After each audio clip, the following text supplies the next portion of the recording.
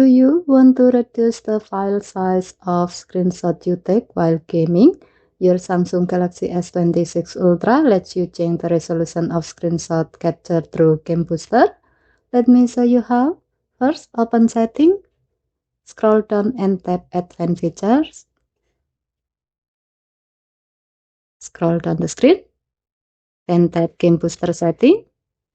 Tap Screenshot Resolution.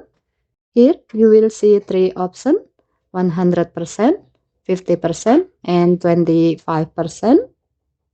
100% uses the original screenshot resolution and provide the highest image quality. This is the default setting and is ideal if you want the clearest screenshot possible. 50% reduces the screenshot resolution and file size while still maintaining good image quality.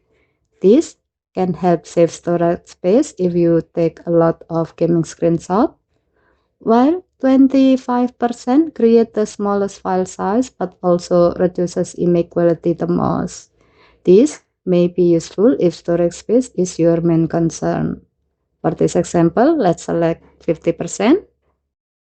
With this setting, screenshot you took while gaming will be saved at a lower resolution than the default setting, helping reduce storage usage while still looking clear enough for most purposes.